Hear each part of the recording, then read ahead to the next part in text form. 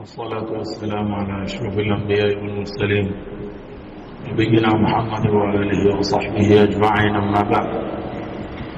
يقول الله تبارك وتعالى في كلامه العزيز: أعوذ بالله من الشيطان الرجيم. واذكر عبدنا أيوب إذ نادى ربه أني مسني الشيطان بنصب وعذاب اركض برجلك هذا مغتسل بارد وشراب. صدق الله العظيم. وقال النبي صلى الله عليه وسلم: أكثر من يموت من أمتي بعد قضاء الله وقدره بالأنفس، أو كما قال صلى الله عليه وسلم. எல்லா புகழும் புகழ்ச்சியுமே அல்லாஹ்வுடைய அல்லாஹ் சுப்ஹானஹு வ தஆலா ஒருவனுக்கு உரித்தாகட்டும். சலாத்தனும் கருணையும் சலாமையும் ஈடேற்றமும் சாந்தி நபி சன்மார்க்க போதகர் எங்கள் தலைவர் முஹம்மது முஸ்தபா ஸல்லல்லாஹு அலைஹி வஸல்லம் அவர்கள் மீதிலும், அன்னார்களை பின்பற்றி வாழ்ந்த அருமை சஹாபாக்கள், தாபிஊன்கள், தபஅன்கள், மேலும் கியாமத் நாள் வரை வரக்கூடிய முஸ்லிமான முஃமினான ஆண்கள் பெண்கள் அனைவர்கள் மீதிலும் உண்டாவதாக என்று கூறியதன் பின்னால், அல்லாஹ்வினுடைய கட்டளை ஏற்று அவனது இல்லமாம் பள்ளி வாயிலே ஆரம்ப நேரத்திலேயே ஒன்று குழுமியிருக்கும் அல்லாஹ்வின் நல்லடியார்களே, இறைநேசர்களே, எங்கள் வாழ்க்கையிலே ஏற்படக்கூடிய எல்லா நிலைகளிலும் அல்லாஹ்வை பயந்து அவனால் ஏவப்பட்ட ஏவல்களை என்றளவு எடுத்து நடக்கும்படியும், அவனால் விலக்கப்பட்ட விலக்கல்களை முற்றாக தவிர்த்து கொள்ளும்படியும் முதலில் எனக்கும் அப்பால் உங்களுக்கும் நான் வசிய செய்து கொள்கிறேன். அன்புடைந்த அல்லாஹ்வின் நல்லடியார்களே, இன்று பிரச்சனைகளுக்கு தீர்வில்லாத காலத்தில் நாங்கள் வாழ்ந்து கொண்டிருக்கிறோம்.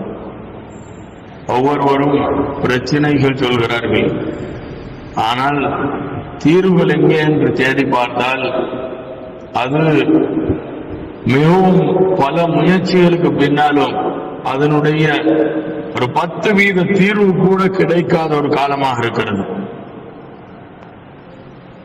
உலகிலே அல்லாஹ் தஆலா 5 காலத்தை வைத்திருக்கிறான், 5 காலங்களை வைத்திருக்கிறான். முதலாவது நுபுவத்துடைய காலம், அது நபி ஸல்லல்லாஹு அலைஹி வஸல்லம் அவர்களுடன் முடிந்து விடுகிறது.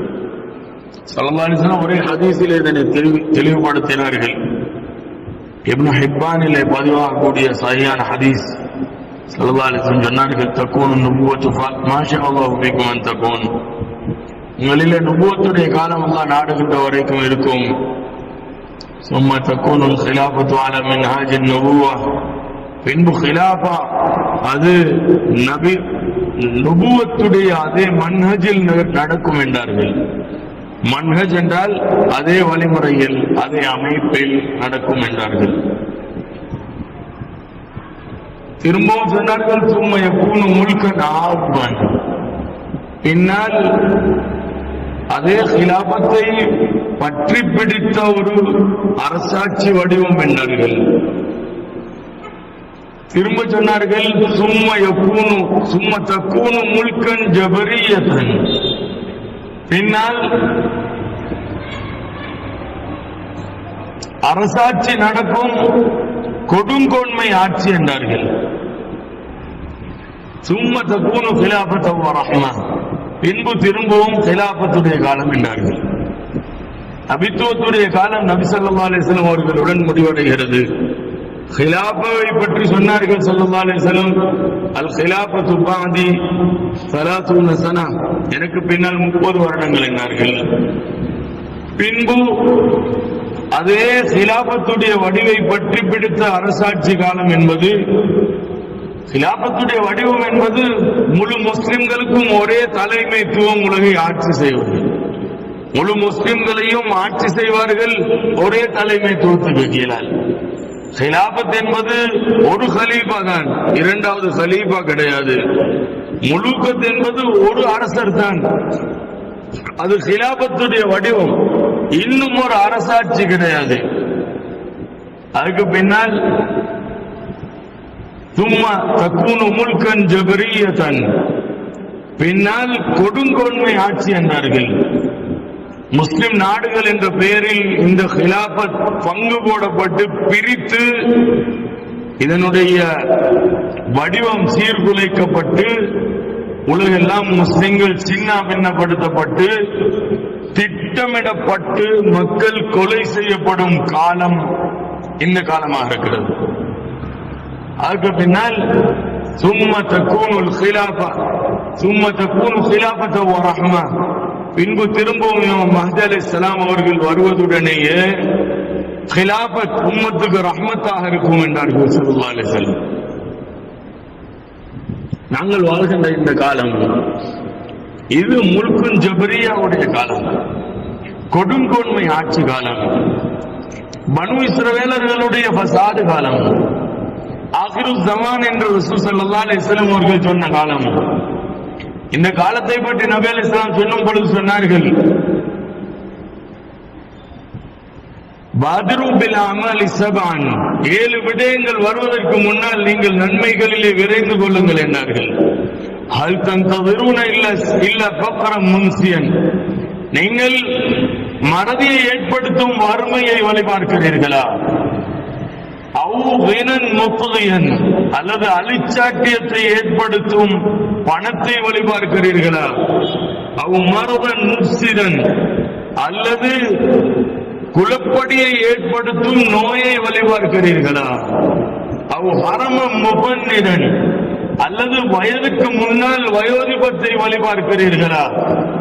மௌத்தன் முஜஹஸன், ஏற்கனவே கொலை செய்யப்பட்ட ஒரு காரணியால் உங்களுடைய மரணத்தை வழிபார்க்கிறீர்களா?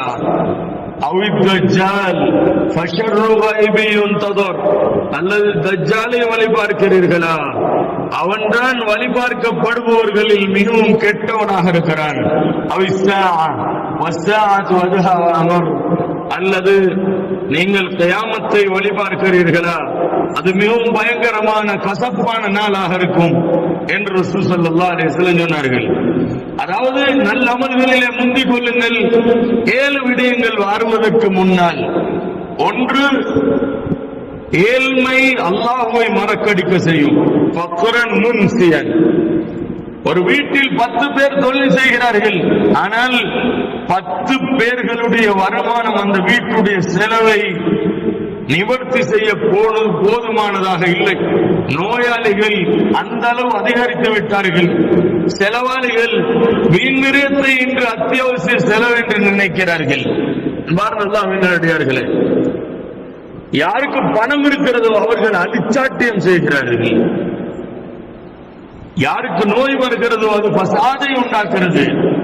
ஏனென்றால் நோய்க்குரிய காரணம் தெரியாமல் வைத்தியம் செய்பவர்கள் ஒவ்வொரு நாளும் நோயை அதிகரிக்க செய்கிறார்கள். இது ஒவ்வொரு நாளும் எங்களுடைய சமூகத்திலே நாங்கள் பார்க்கிறோம். நோயாளிகள் அதிகரிக்கிறார்கள், காரணம் தெரியாது.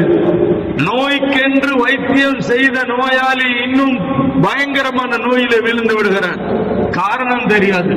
அன்புடைய அல்லாஹ்வின் நல்லடியார்களே, இதனைத்தான் ஸல்லல்லாஹு அலைஹி வஸல்லம் சொன்னார்கள், மரபன் முஃப்சிதன், அல்லது ஃபசாதை ஏற்படுத்தக்கூடிய நோய் என்றார்கள். ஹரமன் முபன்னிதன், அல்லது வயதுக்கு முன்னால் வயோதிபத்தை அடைகிறார்கள். இன்று நீங்கள் 80 வயதுடையவரை பாருங்கள், அவர் மஸ்ஜிதிலே வந்து நின்று கொண்டு தொழுவார். 75 80 வயதெல்லாம் நின்று தொழும். ஆனால் 60 65 எல்லாம் கதிரையிலே உட்கார்ந்து இருக்கும். இது 2 மர்ஹலாக்களை குறிக்கும். இதனை நீங்கள் மக்களிலே கற்று பாருங்கள். மக்களை நீங்கள் அதாவது மதிப்பீடு செய்யுங்கள், முத்தாலா செய்யுங்கள். மக்களிலே பல வகையினர்கள் இன்று வாழ்கிறார்கள். சிலர் இருக்கிறார்கள் 75 80 வயதிலே நின்று தொழுகிறார்கள். ஆனால் 55 60 கதிரையிலே உட்காருகிறது. இதனைத்தான் ஸல்லல்லாஹு அலைஹி வஸல்லம் சொன்னார்கள், ஹரமன் முபன்னிதன், வயதுக்கு முன்னால் வயோதிபம் வரும் என்றார்கள். மௌத்தன் முஜஹஸன், அல்லது மௌத்து வரும், ஏற்கனவே அது கொலை செய்யப்பட்ட மௌத்தாக இருக்கும். கொலைக்குரிய காரணம் நடந்திருக்கும். அண்மையிலே ஏற்றப்பட்ட கொரோனா வேக்சினை பற்றி என்ன நினைக்கிறீர்கள்? இது மக்களை கொலை செய்கிறது. மக்கள் அதனை மௌத் என்று ஏற்றுக்கொள்கிறார்கள். ஒவ்வொரு மையத்தையும் ஜனாசாவையும் எடுத்து பாருங்கள். திடீரென்று நோய்வாய்ப்பட்டார்கள், பேரலைஸ் வந்தது, ஹார்ட் அட்டாக் வந்தது, கிட்னி ஃபெயில் ஆகியது எத்தனை பேர்கள் அவர்களுக்கு பின்னால் என்ன இருக்கிறது, இன்னும் எத்தனை பேர்களுடைய ஆண்மை சக்தி போய்விட்டது, மறைமுகமாக வைத்திருக்கிறார்கள். ஆனால் ரகசியங்கள் எங்களிடம் தான் வந்து சேருகின்றன. அன்பார்ந்த அல்லாஹ்வின் நல்லடியார்களே, நபிகள் சொன்னார்கள், அல்லது மௌத் வரும், ஏற்கனவே கொலைக்குரிய காரணி அங்கே நடந்திருக்கும், அதன் பின்னணியில் வரக்கூடிய கொலை அது மக்கள் மௌத் என்று ஏற்றுக்கொள்வார்கள். இதற்கு பின்னால் தான் தஜ்ஜால் வருவான். தஜ்ஜால் இந்த ஃபித்னாக்களுக்கு பின்னால் தான் வருவான். அன்பார்ந்த அல்லாஹ்வின் நல்லடியார்களே, நாங்கள் வாழ்கின்ற இந்த ஜபரியத்துடைய காலம், கொடுங்கோன்மையுடைய காலம் அறிவை மறைத்து வைத்திருக்கிறது. மடமையை அறிவென்று நினைக்கிறார்கள். இன்று ஒவ்வொரு நாளும் பிள்ளைகள் ஒரு சுமந்த கழுதைகள் போன்று பாடசாலைகளுக்கு செல்கின்றன. ஆனால் நான் பேசுகின்ற இந்த வார்த்தைகள் உங்களுக்கு கடினமாக இருக்கலாம். ஆனால் யதார்த்தம் அதே நிலைதான். 5ஆம் ஆண்டு படிக்கின்ற மாணவனுடைய அந்த பேக்கை எங்களால் சுமக்க முடியாது. அவர்கள் ஏன் கற்கிறார்கள்? ஏன் அந்த எக்ஸாமில் இருந்து என்ன நடக்கும்? எந்த பிரயோஜனமும் இல்லாத ஒரு எக்ஸாமை ஃபேஸ் பண்ணுவதற்காக தாயும் தந்தையும் முழு உம்மத்தும் எப்பொழுது பாதையிலே அலைகிறார்கள். ஒவ்வொரு பிள்ளையும் குழந்தையும் தொழில் தேடி பாடசாலை செல்கிறது. ஏன் செல்கிறது? ஏன் செல்கிறது? தொழில் தேடி செல்கிறது. அங்கே கல்வி கற்பது கிடையாது. அங்கே கல்வி கற்கிறார்கள் என்றால் 100க்கு 60% மாணவர்கள் மேக்ஸிலே ஃபெயில் ஆகிறார்கள். இலங்கையுடைய தரவை நான் சொல்கிறேன், வெளியிலிருந்து பேசவில்லை. 11 வருடம் மேக்ஸ் படித்து 11 வருடம் மேக்ஸ் படித்து கூட்டல், கழித்தல், பிரித்தல், வகுத்தல் தெரியாது. நீங்கள் என்னிடம் தாருங்கள், ஒரு மாதத்தில் கற்றுக் கொடுப்பேன். நீங்கள் என்னிடம் உங்களுடைய குழந்தைகளை தாருங்கள், ஒரு மாதத்தில் கற்றுக் கொடுப்பேன். நான் உங்களுக்கு என்னுடைய உலமாக்களை தருகிறேன். அவர்கள் மேக்ஸை ஒரு மாதத்தில் படித்துக் கொடுப்பார்கள்.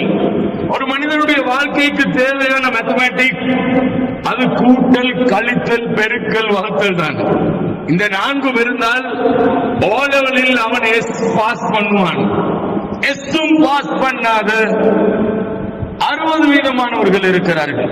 5 லட்சம் பேர்கள் ஓ லெவல் செய்கிறார்கள். 3 லட்சம் பேர்கள் மேத்தமேட்டிக்ஸ் ஃபெயில் ஆகிறார்கள். நம்புகிறீர்களா? ஏன் தரவுகளை பார்க்கிறீர்கள்? இல்லை. அங்கே கல்வி கற்க செல்வது கிடையாது, காமம் கற்க செல்கிறது, போதை கற்க செல்கிறது. நான் ஒவ்வொரு மெம்பரிலும் கேட்கிறேன், இந்த போதை வஸ்துக்களுக்காக வேண்டி நீங்கள் உலமாக்களை இன்னும் பாடுபடுத்துகிறீர்கள், மெம்பரிலே தலைப்பு கொடுத்து பேச வைக்கிறீர்கள்.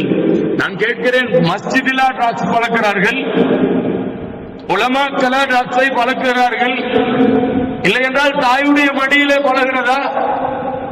இல்லை என்றால் பெற்றோர்கள் பழக்கிறார்களா? இல்லை என்றால் உறவினர்கள் பழக்கிறார்களா?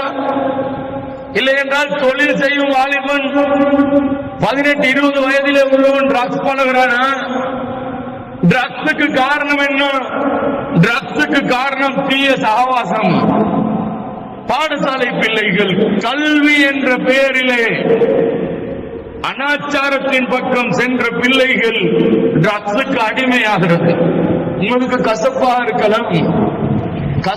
இருக்கலாம், நீங்கள் எங்களிடம் ஏன் தீர்வு கேட்கிறீர்கள் என்று எனக்கு தலைப்பு தந்திருக்கிறார்கள். சூனியமும் சைத்தானியத்தும் கண்ணூரும் என்று நான் அந்த தலைப்பில் தான் பேசுகிறேன்.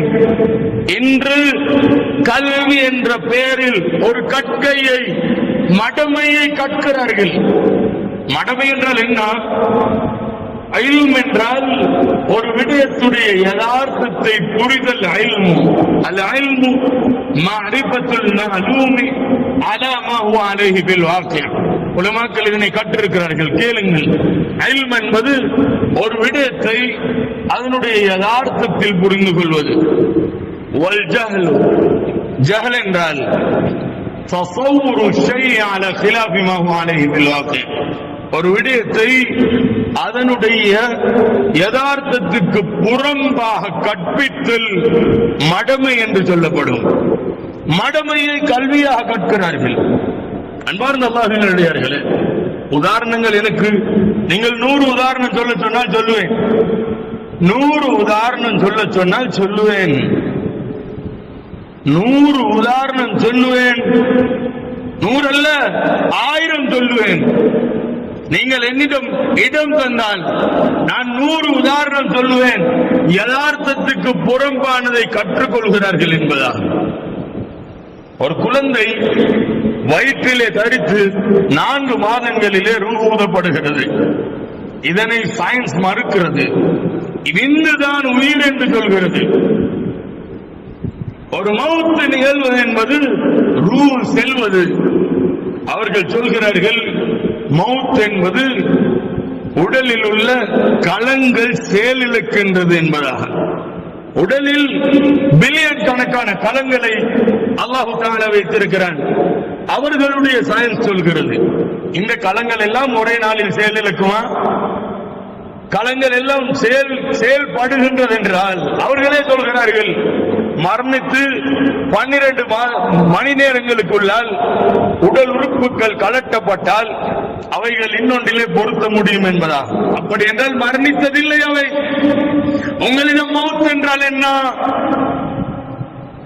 நாங்கள் சொல்கிறோம் உயிர் பிரிந்து விட்டது, அல்லாஹ்வுடைய கட்டளை போய்விட்டது.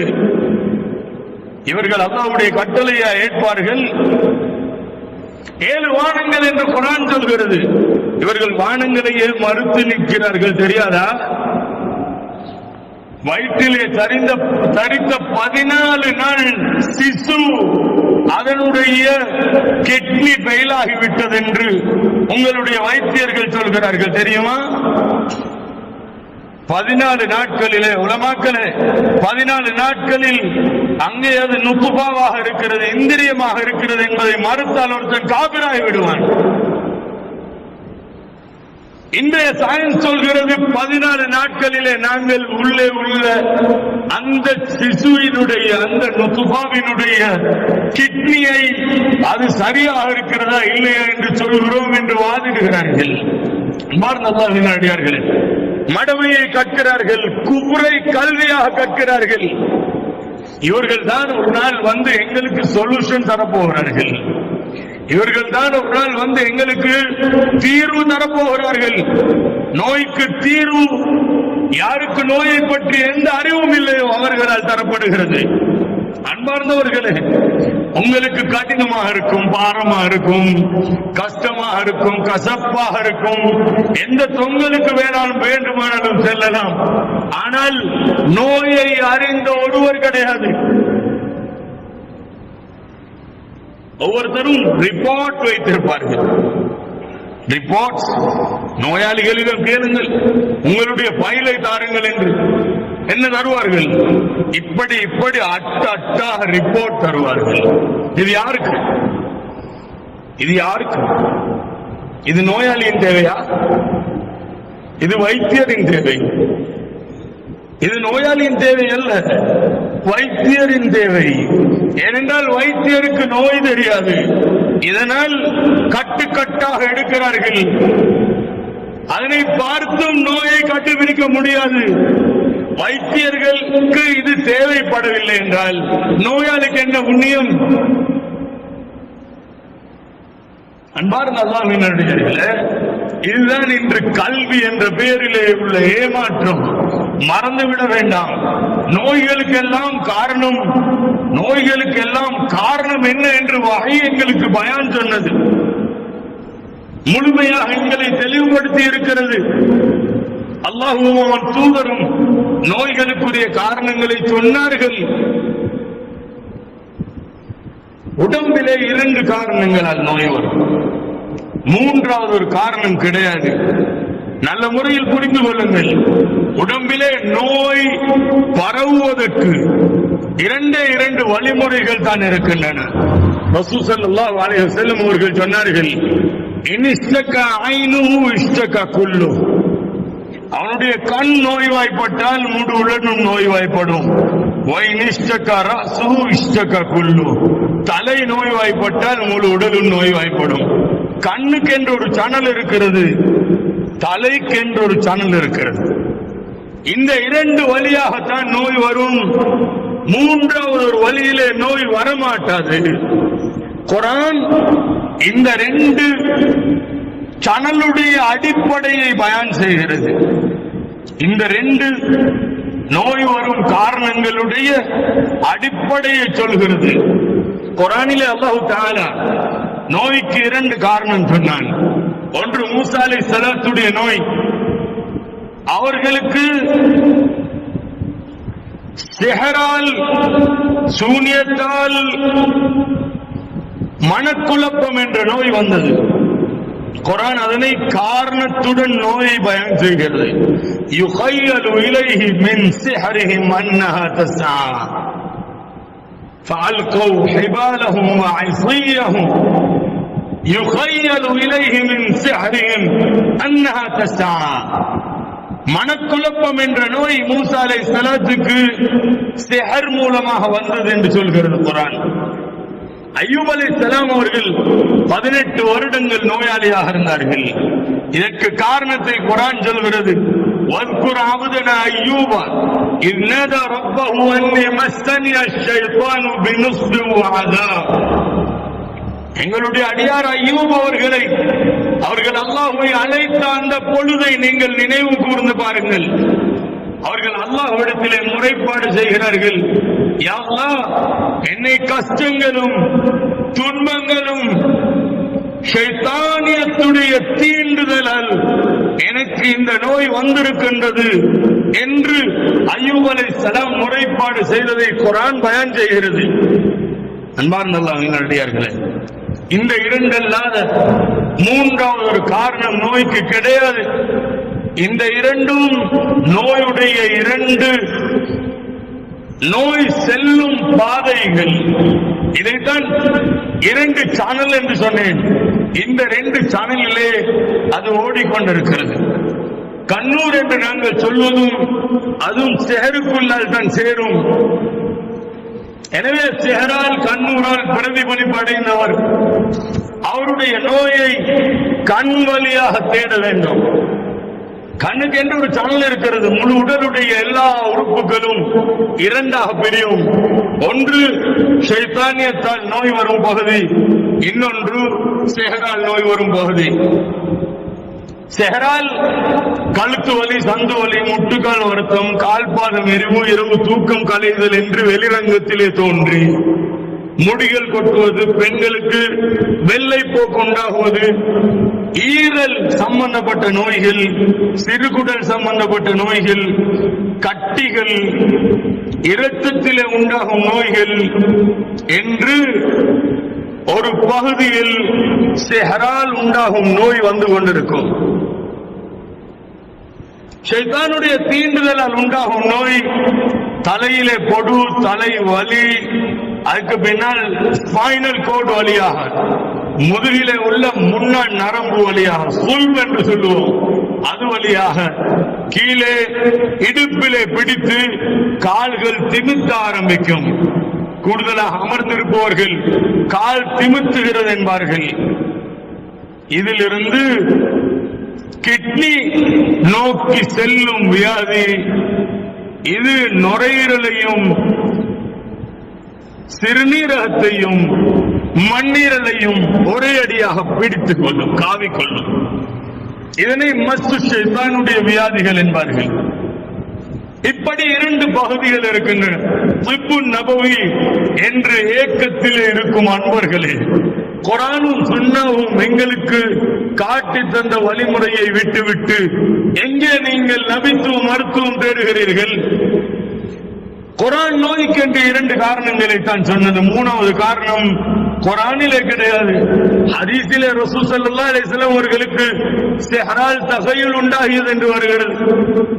ஹஜ்ரத் ஹம்னா பின்த் ஜஹஷ் ரலியல்லாஹு அன்ஹா அதிகமான இரத்த போக்கை முன்வைத்த பொழுது சஹீஹுல் புகாரியுடைய ஹதீஸ் ஸல்லல்லாஹு அலைஹி வஸல்லம் சொன்னார்கள், இன்னமா ذلك ரக்பத்தும் மினஷ் ஷைத்தான், அது உன்னிலே ஷைத்தானுடைய ஒரு தீண்டுதல் என்றார்கள் ஸல்லல்லாஹு அலைஹி வஸல்லம். இது அல்லாத ஏதாவது ஒரு காரணம் குர்ஆனிலே சுன்னாவிலோ நோய்க்கு என்று சொல்லப்பட்டது கிடையாது. ஆனால் நோய்கள் எல்லாம் இந்த இரண்டு வழியில் தான் வரும் என்றால் உம்மத்திலே ஏற்றுக்கொள்பவர்கள் கிடையாது. ஏனென்றால் நான் முன்னாலே உங்களிடம் சொன்னேன், கல்வி என்ற பெயரில் கற்றவை அவைதான்.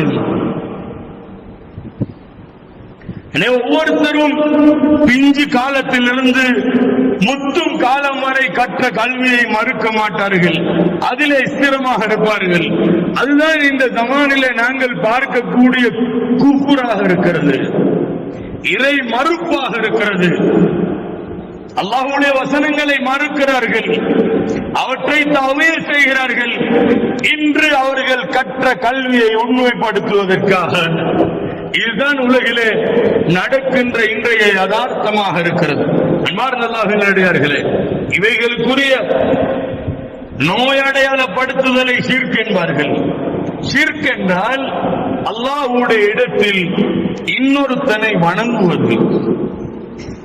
அல்லாஹ்வுடைய இடத்தில் இன்னொருத்தரை வணங்குவது ஷிர்க். அல்லாஹ் தஆலா காரணமாக சொன்ன சூனியத்தையும் ஷைத்தானியத்தையும் எடுத்து சொல்வது ஷிர்க் என்றால் இவர்களிடம் இஸ்லாமே ஷிர்காகிவிட்டது. எடுத்ததுக்கெல்லாம் ஷிர்க்கும் பிதாத்தும் பயான் செய்து செய்து தொங்கல் காணாத ஒரு சமுதாயம் அவரவருடைய புத்தியை மார்க்கத்திலே நுழைய வைத்தார்கள். ஸல்லல்லாஹு அலைஹி வஸல்லம் சொன்னார்கள், இதா ராய்த ஷுஹன் முதாஅன், எப்பொழுது மக்கள் அவரவருடைய பொருளாதாரத்துக்கு வழிபடுவார்களோ, அவ் ஹவன் வ ஹவன் முத்தபஅன்,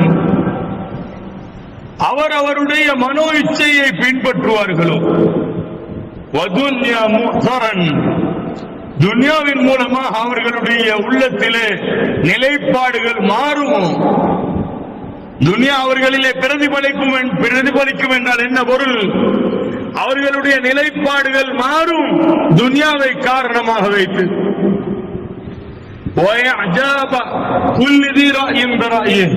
ஒவ்வொருவரும் அவரவருடைய அபிப்பிராயத்தை முற்படுத்துவாரே. ஆனால் இந்த நிலை ஏற்பட்டால் நீ உன்னுடைய பாட்டை பார்த்துக் கொண்டு வீட்டில் இருந்து விடு என்றார்கள் ஸல்லல்லாஹு அலைஹி வஸல்லம். ஏனென்றால் சமுதாயத்தில் பேசினால் பேச்சை கேட்க தகுதியான அறிவு அவர்களிடத்தில் கிடையாது. அவரவருடைய படிப்பு குர்ஆனை மறுத்துக் கொண்டிருக்கும். அன்பார்ந்த அல்லாஹ்வின் அடியார்களே, இதைத்தான் நாங்கள் ஒவ்வொரு நாளும் பார்க்கிறோம். குர்ஆன் மறுக்கப்படுகிறது சயின்ஸ் என்ற பெயரில். அதற்கு சயின்ஸுக்காக குர்ஆனை மாற்றி கருத்து கொடுக்கிறார்கள். ஹிஜ்ரி 1300 வரை உம்மத்தில் உள்ள முஃபஸ்ஸிர்கள் அனைவரும் சொன்ன தஃப்சீரை விட்டுவிட்டு இதனை மாற்றி வேறொரு கருத்தை சயின்ஸுக்கு தோதுவாக கொடுக்கும் பொழுது எங்களுடைய எல்லா உலமாக்களும் அதற்கு அங்கீகாரம் கொடுக்கிறார்கள். என்ன ஆச்சரியம் இது! இது ஒரு குஃப்ர் கிடையாதா? இது மடமை யுகம் என்று நபி ஸல்லல்லாஹு சொல்லவில்லையா? யுக்பதுல் இல்ம் என்றார்கள், யுர்ஃபஉல் இல்ம் என்றார்கள், ஐயமுல் ஜஹல் என்றார்கள், இதா தார அல் ஜஹல் என்றார்கள். சொன்னார்கள் யுர்ஃபஉல் இல்ம் யக்துருல் ஜஹல் என்றார்கள், தظஹருல் ஜஹல் என்றார்கள். இன்னமா பைன ஸாஅத்தி லஸாஅ யன்ஸிலு ஃபீஹா அல் ஜஹல் வ யுர்ஃபஉ ஃபீஹா அல் இல்ம் என்றார்கள். அறிவு உயர்த்தப்படும், மடமை மேலோங்கும் என்றார்கள். இது என்ன அறிவா? குர்ஆனை அதற்கேற்ற மாதிரி நீங்கள் வளைத்து கருத்து கொடுக்க. அன்பார்ந்த அல்லாஹ்வின் அடியார்களே, அல்லாஹ்வை பயந்து கொள்ள வேண்டும். அறிவு என்ற பெயரில் மடமையை புகுத்தும் அன்பர்களே, அல்லாஹ்வை பயந்து கொள்ள வேண்டும், மறந்துவிட வேண்டாம். இன்று ஒரு சூனியத்துக்கு வைத்தியம் செய்யப்படுகின்றது என்று வைத்துக் கொள்ளுங்கள், அதனை ஷிர்க் என்பார்கள். தாவீஸ் கட்டி இருக்கிறார் ஒருத்தர், அவரை முஷ்ரிக் என்பார்கள். அல்லாஹ்வை அல்லாஹ்வுக்கு ஒப்பாக்கி இன்னொருத்தரை அந்த இடத்தில் வைத்து வணங்குவது ஷிர்க் என்று சொல்லலாம். ஸல்லல்லாஹு அலைஹி வஸல்லம் ஒரு நாள் இன்ன ருகா வத்தமாயிம ஷிர்க் என்றார்கள். சஹீஹ் முஸ்லிமிலே ஹதீஸ் பதிவாகிறது. ருக்கியாக்களும் தாயத்துகளும் ஷிர்க் என்றார்கள். ஓதி பார்த்தல், தாயத்து கட்டுவதெல்லாம் ஷிர்க் என்றார்கள். அப்பொழுது நபி அலைஹிஸ்ஸலாம் முன்னிலையில் வைத்தியம் செய்யும் சஹாபாக்கள் இருக்கிறார்கள். فجاء آل حزم إلى رسول الله صلى الله عليه وسلم. ஹஸ்ம் ரலியல்லாஹு அன்ஹு அவர்களுடைய குடும்பம் நபி அலைஹிஸ்ஸலாத்திடம் வந்தார்கள். வந்து சொன்னார்கள், யா ரசூலல்லாஹ், அல்லாஹ்வுடைய தூதரே, இன்ன ஐந்தனா ருகன் நர்கி பிஹா ஃபில் ஜாஹிலிய்யா. எங்களிடம் ஒரு ருக்கியத் இருக்கிறது, ஒரு வைத்தியம் இருக்கிறது. அதனை வைத்து நாங்கள் ஜாஹிலியா காலத்தில் தேல் கொட்டியதற்காக வைத்தியம் செய்தோம். ஒரு ருக்கியத்து, அது ஓதி பார்த்தலா இருக்கலாம், ஊதி பார்ப்பதா இருக்கலாம், எரித்து ஏதாவது ஒன்றை எரித்து வைத்தியம் செய்வதாக இருக்கலாம், அல்லது தாயத்து கட்டுவதாக இருக்கலாம். ஏதோ ஒரு வைத்தியம். நபி அலைஹிஸ்ஸலாம் சொன்னார்கள், யஅரிது அலைய, என் முன்னால் அதனை செய்து காட்டுங்கள் என்றார்கள். இன்று இதற்கெல்லாம் உலமாக்கள் இக்ராஉ அலைய என்று மானா கொடுக்கிறார்கள். யஅரிது அலைய, நீங்கள் செய்து காட்டுங்கள் என்றார்கள். ஸல்லல்லாஹு அலைஹி வஸல்லம் முன்னிலையில் செய்து காட்டப்பட நபி அலைஹிஸ்ஸலாம் அவர்கள் ஒரு பொதுவான சட்டத்தை சொன்னார்கள். ஒரு பொதுவான சட்டத்தை சொன்னார்கள். சொன்னார்கள், லா பஅஸ பிருகா மா லம் யகுன் பிஹி ஷிர்க். இந்த ருக்கியாக்களில் எந்த பிரச்சனையும் கிடையாது, அதிலே ஷிர்க் இடம் பெறவில்லையானால் என்றார்கள் ஸல்லல்லாஹு அலைஹி வஸல்லம். இதுதான் ஷிர்க்கை நமக்கு கற்றுத்தர வந்த ரசூலுல்லாஹ்வுடைய சட்டம். ஸல்லல்லாஹு அலைஹி வஸல்லம் அல்லாஹ்வுடைய சட்டத்தை தெளிவுபடுத்திய ரசூலுல்லாஹி ஸல்லல்லாஹு அலைஹி வஸல்லம் இப்படித்தான் தெளிவுபடுத்தினார்கள். இன்று யார் என்ன கதைக்கிறார்கள்,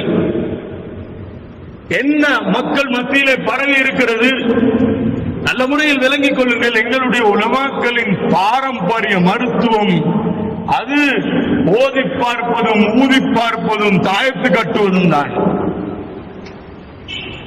ஹிஜ்ரி 1300 வரை யாரும் இதனை ஹராம் என்று சொன்னது கிடையாது.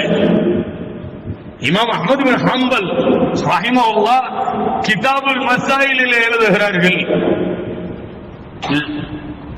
பைஉ தஆவீதி அஹப்பு இலைய மின் அன் யஸ்அல அன்-நாஸ்.